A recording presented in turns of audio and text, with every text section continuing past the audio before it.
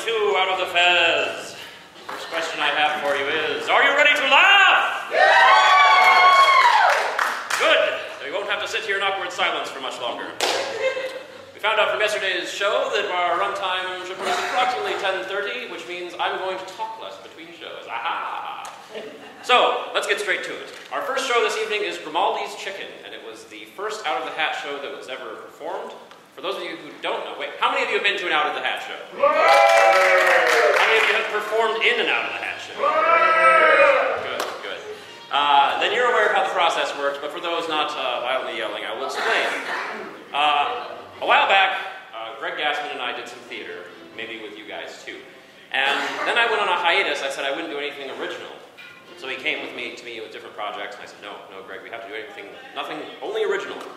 So Greg approached me in the parking lot of the Harmony Food Co-op, and he said, Jeremiah, there's this thing they do in Duluth. And what happens is, all these people come together on a Friday night, actors, directors, writers, and producers, and they toss all these random elements into hats. And then they pull the random elements out, and all the writers have 12 hours to write, all the performers and directors have 12 hours to perform, and it goes from 24 hours from concept to production. And I said, yes, I will do that! And so I wrote 6 Out of the Hat shows over the last 3 years. I don't know where the last 3 years went. So, the first show I wrote was called Grimaldi's Chicken, because when I pulled my object out, it was a rubber chicken. And if you're going to write a show about a rubber chicken, you have to write a show about the rubber chicken. So, I did so. The location was a 1950s diner, in specific Ruth's Diner in Salt Lake City, Utah. For cast, I drew 2 guys and 2 girls. And the first line was,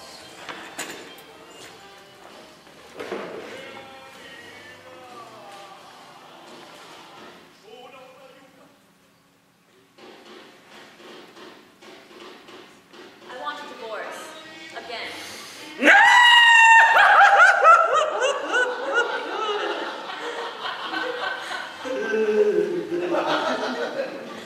In the annals of comedic history, the name Grimaldi is synonymous with genius.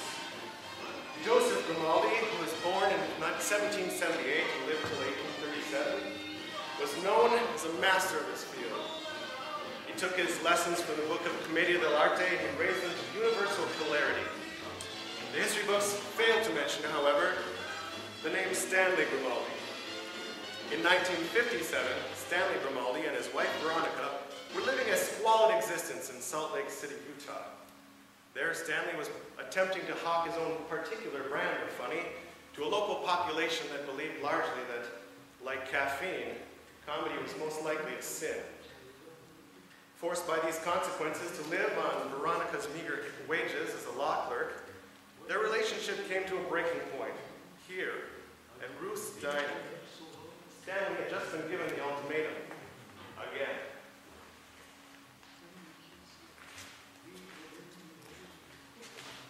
Is he gonna be all right, ma'am? Oh, yes, he'll be fine. What are your specials? Well, we have a hot meat sandwich for 15 cents, and you can add fried potatoes for 2 cents. It's sandwich, dear. Huh? What kind of soups do you have? Clam chowder and chicken. Let's see, is your clam chowder New England or Manhattan? I don't know what. New England, then. What kind of pie do you have? We have apple, blueberry, and lemon meringue. How meringue? It's pretty meringue as far as pie goes. And how much? Oh, 5 cents. Stanley, would you like a piece of pie? Why don't you just pour hot coffee on my face? No pie for Stanley, then. I'll take a cup of your chowder, and you'll have a cup of coffee. We don't have cups of soup, just bowls. Well, that's absurd. What do you put your coffee in? A mug? Well, then put the soup in that. I don't. It'll be fine. Quick now, like a gazelle. Stanley, sit down and we will talk like adults. Why don't you just stab me in the heart, you cold, heartless Harvey? Please, Stanley.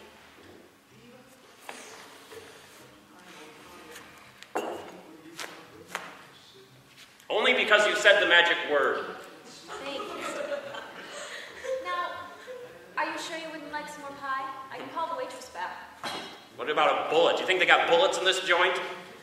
Please, Stanley, don't make this any harder than it has to be. Can't believe you did this in a diner. Of all the places to ask for a divorce. I had hoped there would be more people to embarrass you into behaving. My God, Elvis. I know. Please don't leave me be. Please. We can run away together, you and I. Hollywood's just over the hills. We can just leave tonight. Forget about this town and all its nonsense. Please, just don't leave me be. Sam, I have no intention of going to Hollywood or anywhere else with you for that matter. I intend on leaving. I've already bought the ticket. You have? Yes. You see?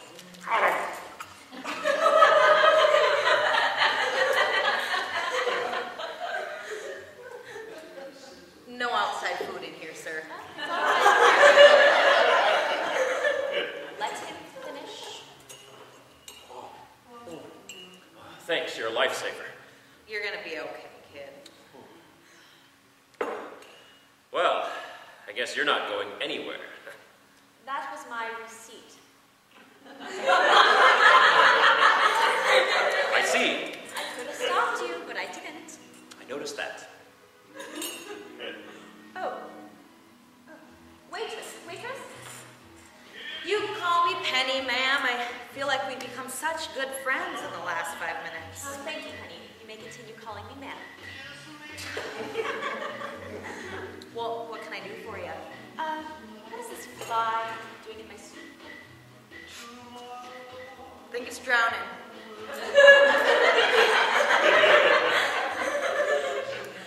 Penny, may I please get another cup of soup? Sure. Penny, could you please bring me some pie? Yeah, I can do that. What kind would you like? I would like a slice of apple pie with a scoop of ice cream on it. No, sir, we don't have any ice cream for our pie, just cheese. Curses. This is not my day. I'll take the pie, cut the cheese.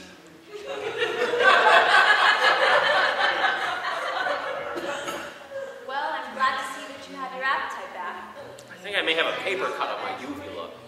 Oh, I am so sorry. Please don't leave, Pete.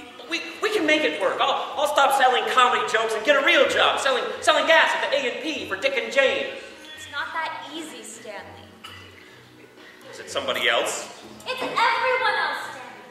It's that man over there in my suit. Or that man on the corner selling papers for an honest dollar. It's everyone making a living, not designing shattering teeth or trying to perform vaudeville in this godless desert. I can change. No, Stanley, you can't. It's like you said, it's in your blood. I'm a Grimaldi baby, sure. But I'm not just some clown. I'm a comedic pioneer. I'm riding the lightning to Funny Town, but I've got something the other guys don't have. The lunacy of a man 10 years your junior? I've got you, baby. You've been so good to me. Don't you know I know how good you've been to me? When I asked you to move out west here, you just threw everything away and picked up and moved with me. You trusted me then, and you have to trust me now. There's something big coming, lurking on the horizon. I can feel it. I went to Vassar, you dolt. I have a bachelor's degree in English. Do you have any idea how difficult it is in this day and age for a woman to obtain a degree?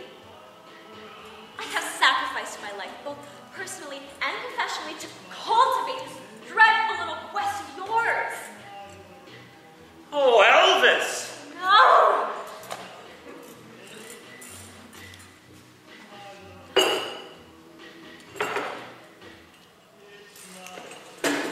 Penny, is there any way that you could turn this music down? We're trying to have a serious conversation here, and Elvis is not helping. I love Elvis Presley. Well, good for you, Penny. Keep on chasing that dream, but please, could you either turn it down or turn it off? You don't like Elvis Presley? No, Penny, I do not. Are you a communist? Elvis is fine. Glad to hear it. You see, in 1957, the Second Red Scare was just winding down. Though popular belief had that the McCarthy era was just ended, there were still lingering trappings of political hysteria. One of the more curious examples of this was the ability of anyone to shut up anyone else about virtually anything, simply by accusing them of being a communist. For example, man, I really hate Pat Boone. What, are you a communist, sir? I really enjoyed the musical stylings of Pat Boone. This 180-degree turn was really the only way to combat the logic of the anti-communist. Any attempt to explain your beliefs was inevitably met by fear and its ugly brother, anger. Fortunately, through increases in education, literacy, and cultural diversity, by 1960, the fear of communism was eliminated. I'm glad to see you had your appetite back. Thank you for the pie. Look, Stanley, I have some papers for you. And I would suggest you don't try to swallow them.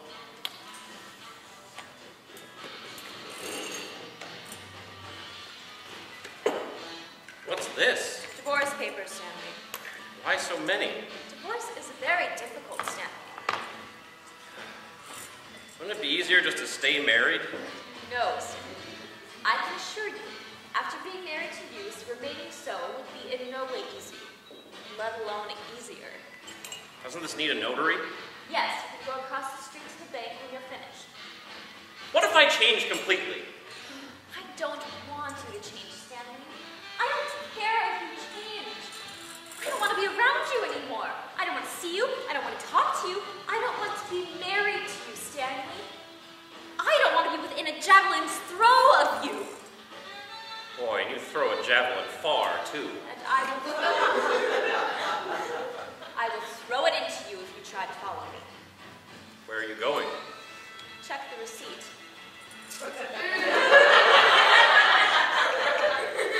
You're a monster.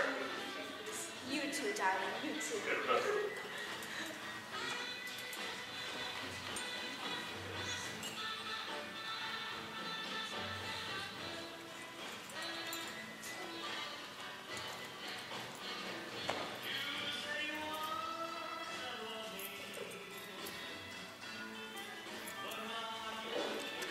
Penny, you find me attractive. I guess so. I mean, compared to most guys who come in here. Did you find me funny? Well, I don't know. Stop bothering the help, dear. Why don't you tell me a joke? All right, here goes. Ask me if I'm a tree. Are you a tree? No.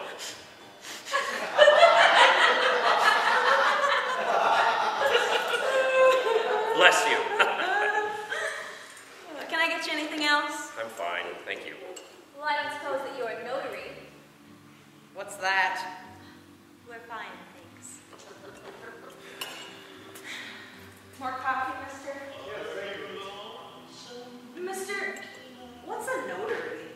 A notary, my dear, is a person who witnesses signatures to ensure that they are legitimate. Do you know any? Well, yes, as a matter of fact, I am a notary.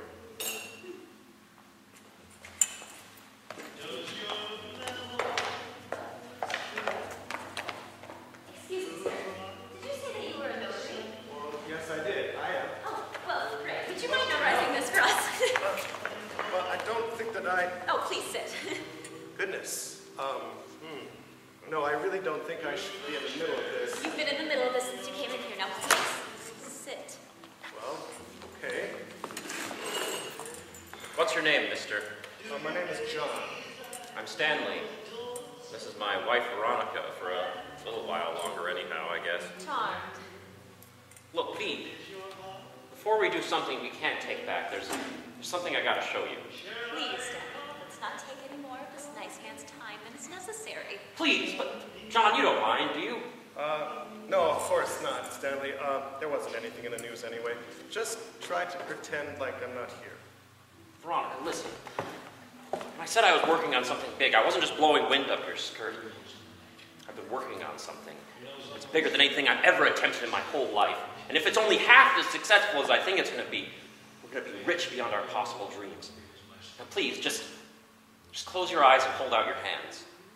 I have no intention of doing that. Please, V, please. If any of what we've been or done together means anything to you, please, just do this one thing for me.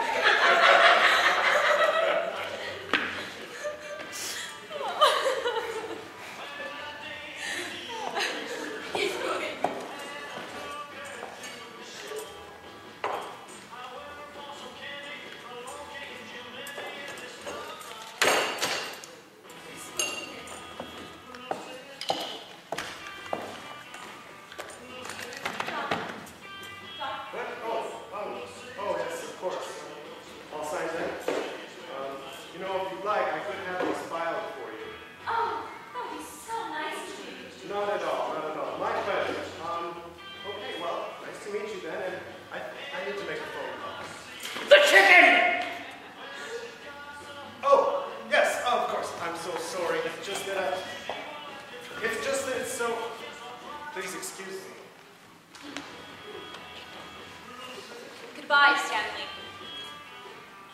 Goodbye, Veronica. It's been fun. At times. Burn hell, cow! You too, dear.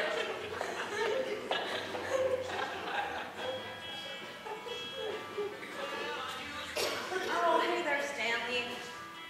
What you got there? It's a chicken. Dead chicken? Rubber. Really?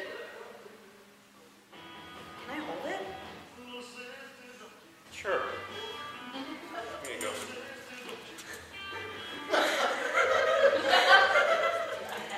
Wow. Do you like it? What's not to like? I don't know.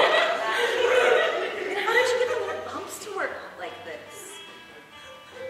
Well, it wasn't easy. I tried using vulcanized rubber, but that wouldn't work. So I had to use an epoxy resin mold, and there was a lot of trial and error. There was a lot of love that went into that chicken. I can see that. You hold it so gently. I do so hope to have a child of my own one day. My mom's been pressuring me to settle down with a Mormon. You know, all they do around here is make babies and taffy. I hope one day to get out of here, move someplace beautiful with evergreens and snow and fields and pastures. Sure. What's the deal with that lady, anyway? She's my ex-wife. Well, I can see why you got a divorce. Yeah? A lady like that wouldn't have time for a guy like you. A guy like me. Yeah, a sensitive guy like you. Why do you think I'm sensitive? Well, I mean, look at this chicken. Look at the loving, I mean, the detail that you put into the eyes. Precious little bumps around the feet. You've got a lot of love to give, Stanley. Thank you.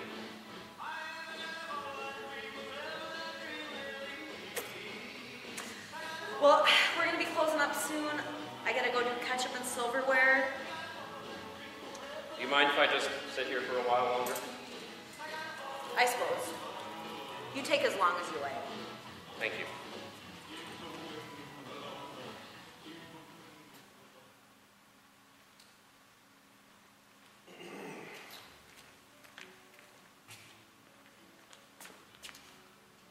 Stanley, I'd like to make you an offer on that chicken. I beg your pardon? The chicken, Stanley, I want it. Name your price. I don't understand. The chicken, I want it. You see, oh, of course, where was my head? I've just gotten so excited. You see, my card, please. John Loftus, President Loftus Merchandising. A pleasure. Okay. It's all very nice, but I still don't understand. What is it you do? Rubber, Stanley. My company makes a variety of things, but predominantly we are into rubber. I am a rubber man. We ship the stuff wholesale from Vietnam. We make a variety of things, you see. Balloons, plastic toys, marital aids. Our factory is just across the street here, you see. I see. The chicken, Stanley, I love it. I want to buy it. I want to start with a production line of, well, you see, that's the problem. I was wondering, might I borrow that for just a moment? Why? I want to take it across the road. Why? To get to the other side. I understand that. But to what end? I need to show it to some of my men in research and development. Before I can give you a legitimate offer, I need to know just how many of those beautiful babies we can push out. I don't know. Veronica didn't like it. That ignorant plebe. You know what? I've known it from the start. She's no good for you, Stanley. Why do you think I wanted to get those papers filed so quickly? It was for you, Stanley. If we make half the money I think we're going to make on this, you're going to be a very rich man, Stan. Now, why would you want to split that money with that venal wench? That's my wife you're talking about. Not after I sign those and deliver those papers. She is kind of a venal wench. Pedantic, cruel. This is your time, Stanley. Your time. Now, I wonder, are you familiar with the Chinese zodiac? No. No, I didn't think you would be, but you see, I'm an arcane enthusiast. I made my first $1 million buying stock based on the alignment of Gemini to Capricorn. Those were heady days. But that's neither here nor there. This is the year of the chicken, Stanley. The chicken. This is the dawning of a new age. An age of wonder and prosperity. What you hold in your hands is nothing other than comedy gold, Stanley. The time has come to cash in. How big do you think it will get? Stanley, it will be bigger than hula hoops. Bigger than Elvis? Are you a communist, sir? Bigger than the hula hoop, you say? Bigger than anything that Whammo could throw at us. And you're just going to take it for a little while? Yes, I just want to take it across the road. To the other side? Please, Stanley. I'm just not sure. Well, I wonder. How about $1,000 cash? That's an envelope full of $1,000 cash? It is.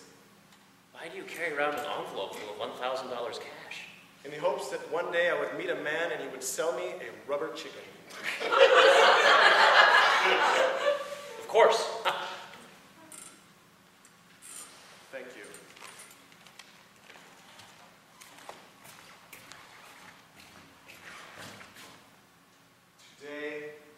Today is a great day for comedy.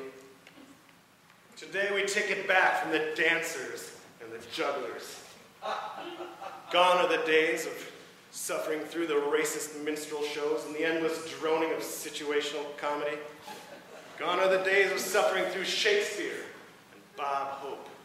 In my hands I hold the dawning of a new age. In my hands I hold the future. In my hands I hold the unborn progeny of a new age of comedy. In my hands I hold a rubber chicken. And sweet Jesus, it feels good.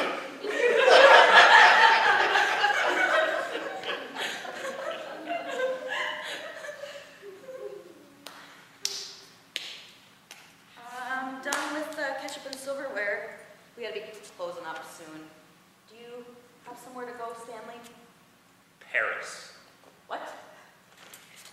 Penny, would you mind sitting down for a minute? I suppose. I don't have anywhere else to go. Penny, I bet my wife, my ex-wife, failed to tip you. Sure, I'm used to getting stiffed around here, though.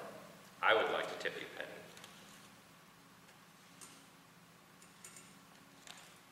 Stanley, this is a $50 bill. I know. But I don't make this much money in a month, Stanley. I know. Well, I don't know what to say. I'd like to offer you a suggestion. You should say, Stanley, take me away from this place and book us a room in the finest hotel.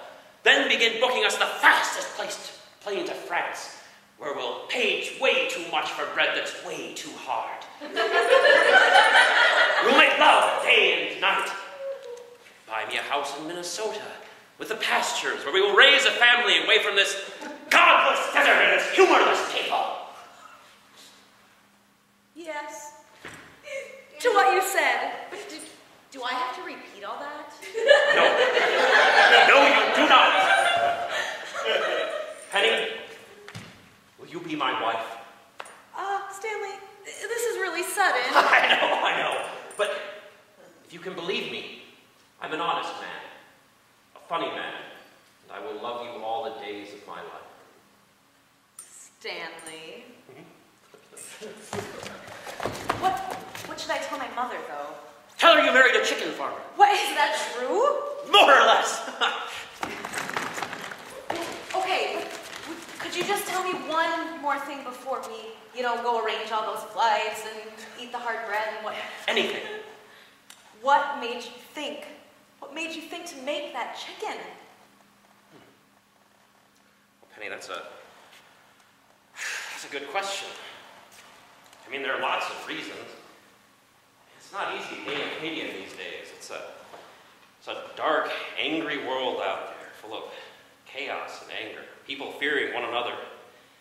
But in that darkness and chaos, you can all huddle around the light of a joke and laugh. I mean, you look at all the chaos and darkness around you, you just want to scream, but you can't, so you laugh. The world laughs with you. And you don't have to be anyone. You don't have to be poor or rich. It doesn't matter. And that's why I made that chicken, Penny. Because you don't have to speak English or anything. All you have to do is know what a chicken is, and you think it's funny that someone would made something so stupid. I made that chicken for the world, Penny. Really, Stanley? Yes. Also, I believed in doing so that I would become ridiculously rich and famous, and I would be able to make love to live, beautiful girls in exotic locations. Oh, Stanley. Are we going to be okay, you and I? Forever and a day, you rich lunatic.